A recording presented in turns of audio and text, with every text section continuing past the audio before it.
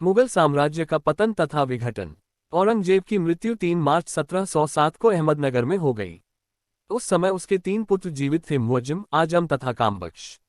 औरंगजेब राज्य के बंटवारे के लिए वसीयत लिख गया था, जिससे उत्तराधिकार का युद्ध न हो। वसीयत के अनुसार उसकी इच्छा थी कि उसके सबसे बड़े बेटे मुअज्जम को 12 सूबे मिले तथा उसकी राजधानी दिल्ली हो। मोहम्मद आजम को आगरा, दक्कन के सूबे, मालवा तथा गुजरात मिले तथा उसके सबसे छोटे बेटे कामबख्श को बीजापुर तथा हैदराबाद के सूबे मिले। औरंगजेब की मृत्यु के समय मुअज्जम अफगानिस्तान में जमरूद नामक स्थान पर था। आजम अहमदनगर में तथा कामबख्श बीजापुर में था। मुअज्जम सीधा दिल्ली आया, रास्ते में ही लाहौर के निकट बहादुर शाह के नाम से अपने को बादशाह घोषित किया। बहादुर शाह के बेटे अजीम उस शान ने आगरा पर अधिकार कर लिया। कामबख्श ने बीजापुर में अपने को बादशाह घोषित किया। आजम ने आगरा पर अधिकार करने के लिए आगरा के पास जजाओ में शिविर लगाया। जजाओ का युद्ध 18 जून 1707। इस युद्ध में बहादुर शाह ने आजम को पराजित कर मार डाला। इसमें आजम के 2 पुत्र भी मारे गए। बीजापुर का युद्ध जनवरी 1709। ये युद्ध बहादुर शाह और कामबख्श के बीच हुआ। कामबख्श घायल हुआ और अगले दिन उसकी मृत्यु हो गई। कामबख्श का पुत्र भी युद्ध में मारा गया। बहादुर शाह प्रथम, शाह आलम प्रथम 1707 से 12।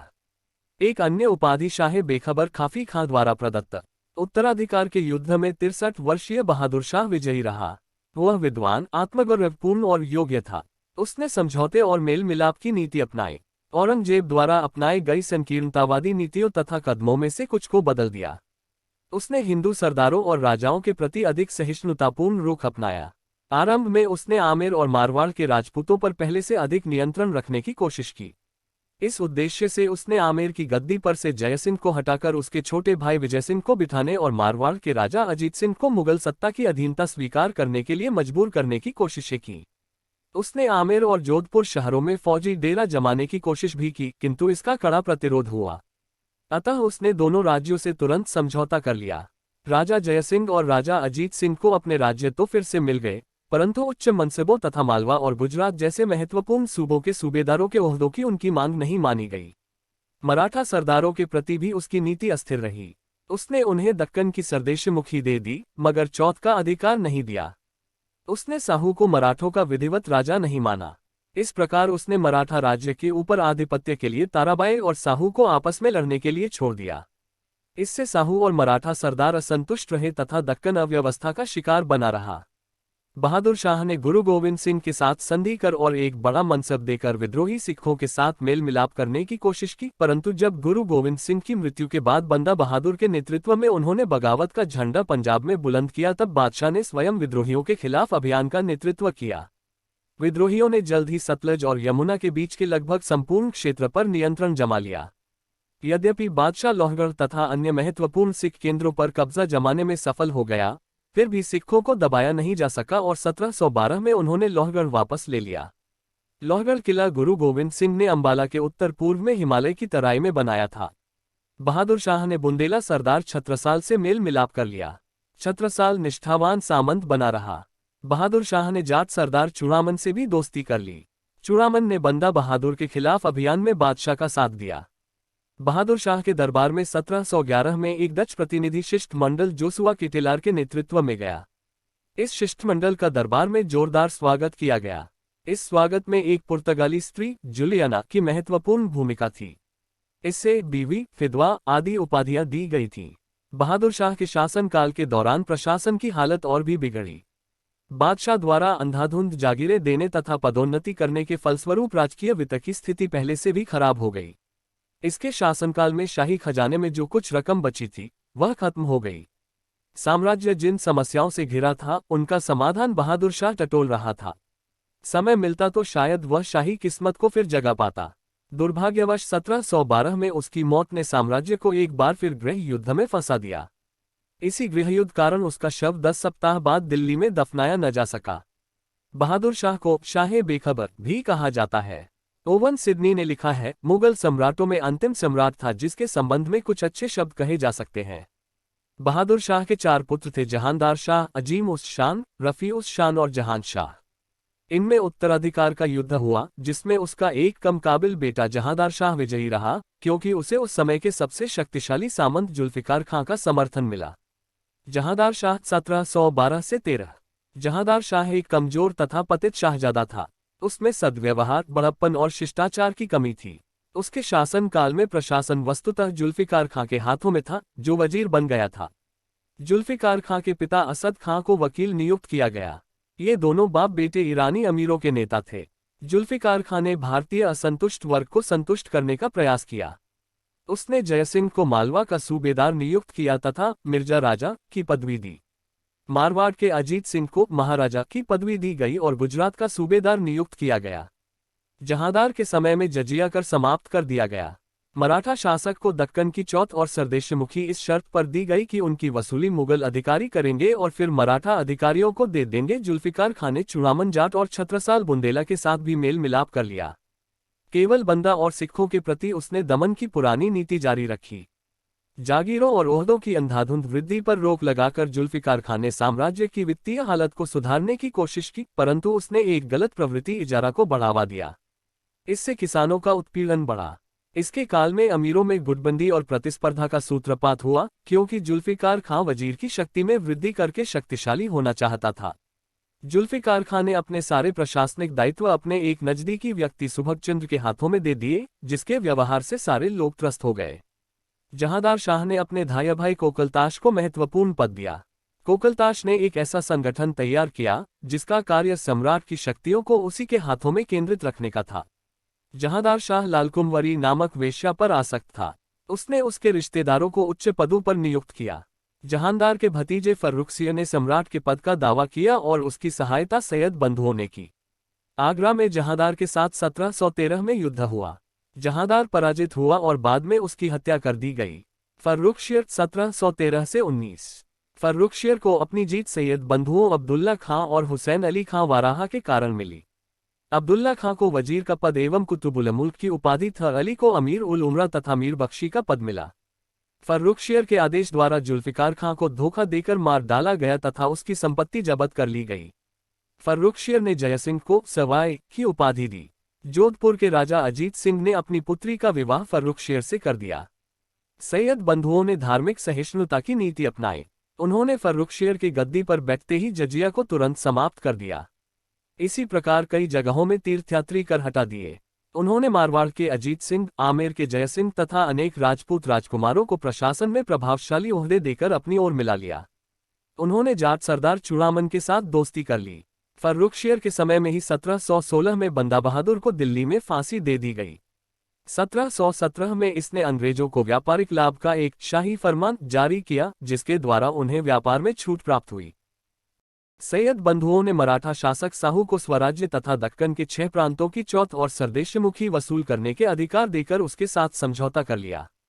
बदले में साहू उन्हें 15,000 घुड़सवारों के द्वारा दक्कन में समर्थन देने को तैयार हो गया। धीरे धीरे फर्रुखसियर सैयद बंधुओं से ईर्ष्या करने लगा।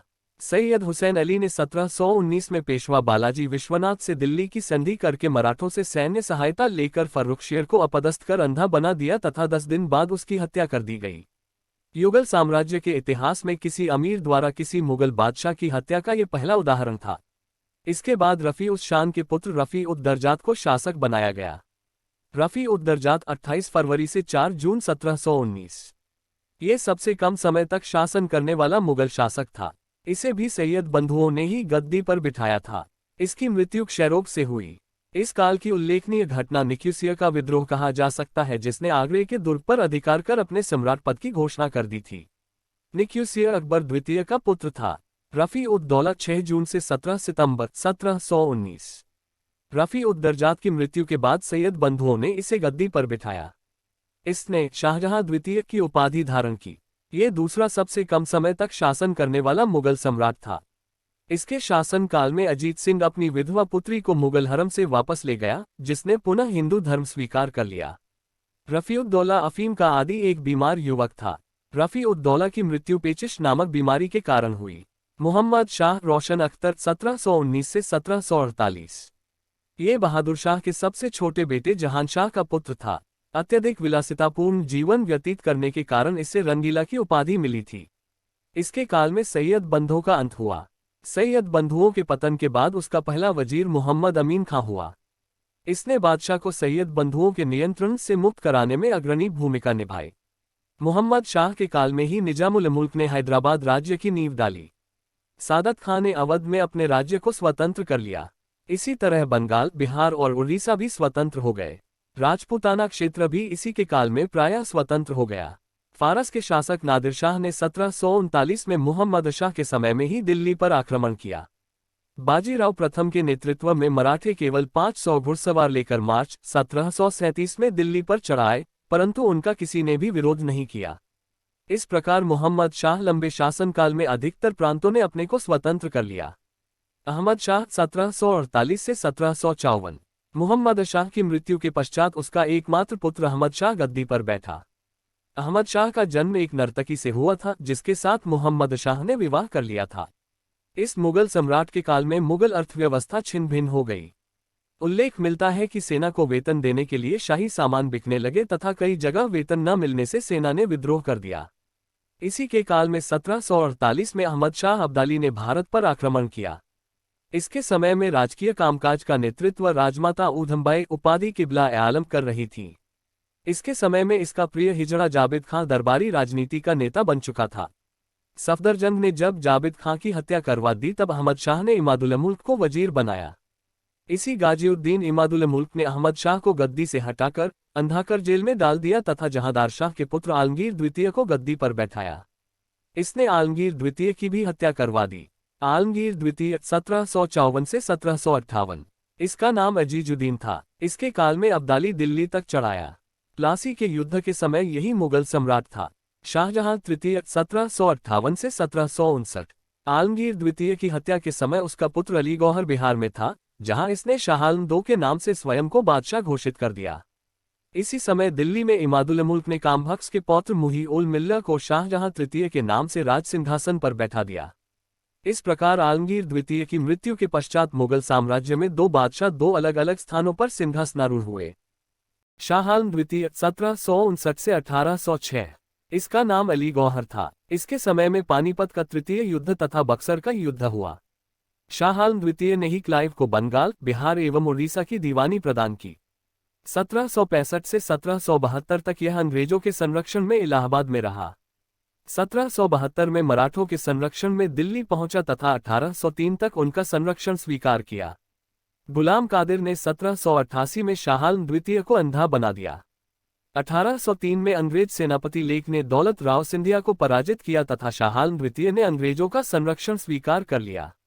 इस तरह दिल्ली पर अंग्रेजों का अधिकार हो गया तथा मुगल सम्राट अंग्रेजों के पेंशनर बन गए। 1806 में शाह आलम द्वितीय की हत्या हो गई। अकबर द्वितीय 1806 से 1837। अकबर द्वितीय ने राममोहन राय को राजा की उपाधि दी। इसी के समय में 1835 में मुगलों के सिक्के बंद हो गए। बहादुर शाह द्वितीय 1837 से 1857। यह अंतिम मुगल बादशाह था। जफर इसका उपनाम था। 1857 के विद्रोह के बाद इसे बंदी बना लिया गया, लेकिन कानूनी रूप से मुगल साम्राज्य 1 नवंबर 1858 को महारानी विक्टोरिया के घोषणापत्र से समाप्त हो गया। बहादुर शाह जफर को निर्वासित कर रंगून भेज दिया गया, जहां 1862 में उसकी मृत्यु हो गई। यह अच्छा गजल लेखक था। इसकी एक प्रसिद्ध नज्म है, न किसी की आंख का नूर हूं, न किसी के दिल का करार हूं। जो किसी के काम न आ सका, मैं वो बुझता हुआ चिराग हूं। मुगल दरबार में दल। प्रसिद्ध लेखक विलियम अर्विन के अनुसार मुगल दरबार में बहुत से दल थे।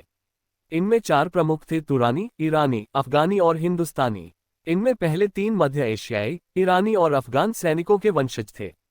तुरानी और अफगानी प्रायः सुन्नी थे, जबकि ईरानी शिया। तुरानी दल में निजामुल मुल्क, अमीन खां और ज़करिया खां शामिल थे। ईरानी दल में जुल्फिकार खां, सादत खां, अमीर खां और इसहाक खां शामिल थे। अफगानियों में अली मोहम्मद खां एवं मोहम्मद खां बनगश प्रमुख थे। हिंदुस्तानी दल में सैयद बंधु प्रमुख थे। सैयद बंधु भारतीय इतिहास में राजा बनाने वाले के नाम से विख्यात हैं। इनके नाम अब्दुल्ला खां और हुसैन अली खां बारहा है। इन्होंने भारतीय इतिहास में 4 लोगों फर्रुखशियर, रफ़ीउद्दर्जात, रफ़ीउद्दौला एवं मोहम्मद शाह को राजा बनाया।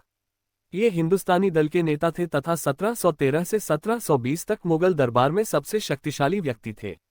बाड़ा के अब्दुल्ला खां और हुसैन अली अबुल फरह के वंशज थे। ये व्यक्ति मेसोपोटामिया से आया था और कुछ शताब्दियों पूर्व पटियाला के समीप के प्रदेश में बस गया था। औरंगजेब की मृत्यु के पश्चात हुए युद्धों में दोनों बंधुओं ने महत्वपूर्ण भूमिका निभाई थी। बड़े भाई हुसैन अली को अब्दुल्ला खां की उपाधि मिली थी। सैयद बंधुओं ने 1713 में जजिया हटा दिया। उन्होंने राजपूतों को भी अपनी ओर मिला लिया और महाराजा अजीत सिंह को विद्रोही के स्थान पर मित्र बना लिया। यहाँ तक कि अजीत सिंह ने अपनी बेटी का विवाह फर्रुखशेर से कर दिया। सैयद बंधुओं ने जाटों से भी सहानुभूति दिखलाई और उन्हीं के हस्तक्षेप से जाटों ने तूरी दुर्ग का घेरा उठा लिया और 54 अप्रैल 1718 में दिल्ली आया।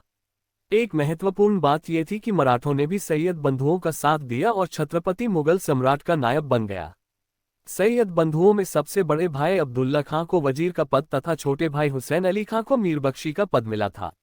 सैयद बंधु विरोधी सरदारों में सबसे सक्रिय मीर जुमला था, जो सम्राट फर्रुखशेर का कृपापात्र था। सैयद बंधुओं और सम्राट के मतभेद तब सामने आए जब सम्राट हुसैन अली को दक्कन का सूबेदार नियुक्त कर दिया। सैयद बंधुओं के विरुद्ध षड्यंत्रकारियों के प्रमुख नेता चिनकिलिच खां और अमीन खां थे। 1720 में चिनकिलिच खां ने खानदेश पर आक्रमण किया। हुसैन अली और शाही सेना के बीच युद्ध हुआ। हुसैन अली विजयी हुआ और सम्राट मोहम्मद शाह रंगीला बंदी बना लिया गया। रंगीला को दक्षिण भारत ले जाया गया। फिर षड्यंत्र के द्वारा हुसैन अली की छुरा घोंपकर हत्या कर दी गई। जब अब्दुल्ला खां को पता चला कि हुसैन अली की हत्या कर दी गई है तथा षड्यंत्रकारियों में सम्राट भी शामिल है, तो उसने रफीउस शान के पुत्र शहजादे इब्राहिम को सम्राट घोषित कर दिया। सम्राट मोहम्मद शाह दक्षिण भारत से वापस आया और 1720 में उसका अब्दुल्ला खां से युद्ध हुआ। अब्दुल्ला खां को बंदी बना लिया गया तथा 1722 में उसे जहर देकर मार डाला गया। विदेशी आक्रमण उत्तर पश्चिम से दो विदेशी आक्रमण नादिर शाह और अहमद शाह अब्दाली के रूप में हुए। नादिर शाह का आक्रमण नादिर शाह ईरान का नेपोलियन फारस का शासक था। उसने अपनी जिंदगी एक गरीब अथवा चरवाहे के रूप में आरंभ की थी। नादिर शाह भारत के प्रति अपार धन के कारण आकर्षित हुआ। उसकी इच्छा भारत के धन को लूटने की थी। नादिर शाह तहमास्प शाह की मृत्यु के बाद 1736 में फारस का शासक बना था। उसने 1739 में भारत पर आक्रमण किया। उसे कुछ मुगल दरबारियों का भी आक्रमण करने के लिए आमंत्रण मिला था। नादिर शाह ने 11 जून 1738 को गजनी नगर में प्रवेश किया और 29 जून 1738 को काबुल पर अधिकार कर लिया। काबुल के मुगल शासक नासिर खां ने बिना प्रतिरोध के अधीनता स्वीकार कर ली और क्षमा याचना कर नादिर शाह से काबुल और पेशावर की गवर्नरी प्राप्त कर ली। नादिर शाह ने अटक के स्थान पर सिंधु नदी पार किया और लाहौर के गवर्नर को हरा दिया। उसने भी उनकी अधीनता स्वीकार कर ली। इसके बाद फरवरी 1739 में नादिर शाह ने पंजाब पर आक्रमण किया। परिणामस्वरूप मुहम्मद शाह अपने मीरबख्शी खाने दौरान निजामुल मुल्क तथा सादत खां आदि को लेकर पंजाब पहुंचा और करनाल का प्रसिद्ध युद्ध हुआ। करनाल का युद्ध 24 फरवरी 1739। नादिर शाह के आक्रमण से घबराकर मुहम्मद शाह 80,000 सैनिक और निजामुल मुल्क कमरुद्दीन तथा खाने दौरान को साथ लेकर आक्रमणकारी से टक्कर लेने चल पड़ा। सादत खां भी उससे आ मिला। करनाल का युद्ध केवल 3 घंटे चला। खाने दौरान युद्ध में मारा गया और सादत खां बंदी बना लिया गया। निजामुल मुल्क की मध्यस्थता के कारण मुहम्मद शाह और नादिर शाह के बीच समझौता हो गया। इससे प्रसन्न होकर मुहम्मद शाह ने निजाम को मीरबख्शी का पद दे दिया, क्योंकि यह स्थान खाने दौरान की मृत्यु के कारण रिक्त हो चुका था। मीरबख्शी का पद सादत खां भी प्राप्त करना चाहता था। उसने नादिर शाह से भेंट की और कहा कि यदि आप दिल्ली पर आक्रमण करें तो 20 लाख नहीं 20 करोड़ रुपया मिल सकता है। 20 मार्च 1739 को दिल्ली पर नादिर शाह का अधिकार हो गया। नादिर शाह के नाम का खुतवा पढ़ा गया तथा सिक्के जारी किए गए। मुगल राज्य समाप्त हो गया और फारसी राज्य आरंभ हो गया। 22 मार्च 1739 को दिल्ली में अफवाह फैल गई कि नादिर शाह की मृत्यु हो गई है। नगर में विद्रोह हो गया और नादिर शाह के 700 सैनिक मार दिए गए। इस पर नादिर शाह ने नरसंहार की आज्ञा दे दी। लगभग 30,000 व्यक्ति हताहत हुए। मुहम्मद शाह के अनुनय विनय करने पर यह कत्लेआम रुका। नादिर शाह दिल्ली में 57 दिनों तक रुका तथा वापस जाते समय अपने साथ तख्ते ताज, कोहिनूर हीरा तथा खजाना ले गया। मुगल सम्राट ने अपनी पुत्री का विवाह नादिर शाह के पुत्र नासिरुल्लाह मिर्जा से कर दिया। इसके अतिरिक्त कश्मीर तथा सिंधु नदी के पश्चिमी प्रदेश भी नादिर शाह को मिल गए। नादिर शाह ने मुहम्मद शाह को मुगल साम्राज्य का सम्राट घोषित कर दिया। खुतबा पढ़ने तथा सिक्के चलाने का भी अधिकार लौटा दिया। अहमद शाह अब्दाली का आक्रमण। नादिर शाह का वध 1747 में किए जाने के बाद अहमद शाह अब्दाली कंधार का स्वतंत्र शासक बन बैठा। शीघ्र ही उसने काबुल को जीत लिया और आधुनिक अफगान राज्य की नींव रखी। नादिर शाह के वैध उत्तराधिकारी के रूप में उसने पश्चिमी पंजाब पर अपना दावा किया। अहमद शाह अब्दाली ने हिंदुस्तान के विरुद्ध 7 चढ़ाइयाँ की। मुख्य रूप से इन आक्रमणों का उद्देश्य भारत के धन को लूटना था। 1748 में उसका पंजाब पर प्रथम आक्रमण असफल रहा। 1749 में उसने पुनः आक्रमण किया और पंजाब के गवर्नर मुइनुल मुल्क को परास्त किया। 1752 में उसने पंजाब पर तीसरा आक्रमण किया। सम्राट अहमद शाह ने अहमद शाह अब्दाली को सिंध तथा पंजाब का प्रदेश दे दिया। नवंबर 1753 में मुइनुल मुल्क की मृत्यु हो जाने पर वजीर इमादुल मुल्क ने अदीना बेग खां को पंजाब का सूबेदार नियुक्त किया। अहमद शाह अब्दाली ने इसे पंजाब के कार्य में हस्तक्षेप बतलाया और नवंबर 1756 में वह भारतीय सीमाओं का उल्लंघन कर उसमें प्रवेश कर गया। जनवरी 1757 में वह दिल्ली में प्रवेश कर गया और उसने मथुरा तथा आगरा तक लूटमार की। अपनी वापसी से पहले अब्दाली ने भारत में आलमगीर द्वितीय को सम्राट इमादुल मुल्क को वजीर एवं रुहेला सरदार नजीबुद्दौला को साम्राज्य का मीरबख्शी और अपना मुख्य एजेंट नियुक्त किया। मार्च 1758 में मराठा सरदार रघुनाथ राव दिल्ली पहुंचा और उसने नजीबुद्दौला को दिल्ली से निकाल दिया, फिर पंजाब को लूटा और अंत में अदीना बेग खां को पंजाब का गवर्नर नियुक्त कर लौट गया। अहमद शाह अब्दाली ने मराठों से बदला लेने के लिए पुनः भारत पर आक्रमण किया। फलस्वरूप पानीपत का तृतीय युद्ध हुआ जिसमें मराठों की पूर्णतया हार हुई। अब्दाली ने 20 मार्च 1761 को दिल्ली छोड़ने से पहले पुनः शाह आलम द्वितीय को सम्राट, नजीबुद्दौला की मीरबख्शी और इमादुल मुल्क को वजीर नियुक्त किया। अहमद शाह अब्दाली भारत में छठी बार मार्च 1764 में आया। अब्दाली का उद्देश्य सिखों को सजा देना था जिन्होंने पंजाब में अपनी शक्ति बढ़ा ली थी, परंतु उसे अफगानिस्तान में आंतरिक अव्यवस्था उत्पन्न हो जाने के कारण वापस लौट जाना पड़ा। अब्दाली का 7वां और अंतिम आक्रमण मार्च 1767 में हुआ, परंतु यह आक्रमण भी असफल रहा और वह सिखों को कुचल नहीं सका। मुगल साम्राज्य के पतन के कारण। मुगल साम्राज्य के पतन में कोई एक कारण उत्तरदायी नहीं था, अपितु कई कारणों मिलकर इसके पतन में योगदान किया। इनमें से प्रमुख कारण निम्नलिखित हैं। औरंगजेब का उत्तरदायित्व। यद्यपि मुगल साम्राज्य का अधिकतम विस्तार औरंगजेब के काल में हुआ, परंतु पतन के चिन्ह भी इसी समय से दिखाई पड़ते हैं। औरंगजेब की धर्मांधता की नीति के कारण सिखों, जाटों, बुंदेलों, राजपूतों एवं मराठों ने विद्रोह किए। जजिया पुनः लागू करने तथा अन्य सामाजिक अपमानों के कारण सतनामी, बुंदेलों तथा जाटों ने विद्रोह किया। औरंगजेब की दक्षिण की मूर्खतापूर्ण नीति जो 25 वर्षों तक चलती रही, के कारण राज्य के समस्त साधनों पर इतना बोझ पड़ा कि धन, सेना इत्यादि का नाश हुआ। वस्तुतः दक्कन का नासूर मुगल साम्राज्य के लिए उतना ही घातक सिद्ध हुआ जितना नेपोलियन के लिए स्पेन का नासूर। औरंगजेब के अयोग्य उत्तराधिकारी। मुगल साम्राज्य एक राजतंत्रात्मक साम्राज्य था। इस प्रकार की शासन व्यवस्था में सम्राट का व्यक्तित्व ही विशेष महत्व रखता है। औरंगजेब के उत्तराधिकारी दुर्बल एवं नैतिक रूप से पतित थे। बहादुर शाह की उपाधि शाह बेखबर थी। जहांदार शाह लंपट, मूर्ख था। फर्रुखशीर घृणितकाय था। मोहम्मद शाह की प्रशासन के प्रति उदासीनता, मदिरा एवं सुंदरी के प्रति रुचि होने के कारण लोग उसे रंगीला कहा करते थे। इस प्रकार के शक्तिहीन और मूर्ख सम्राट राज्य के हितों की रक्षा नहीं कर सकते थे। मुगल अभिजात वर्ग का पतन।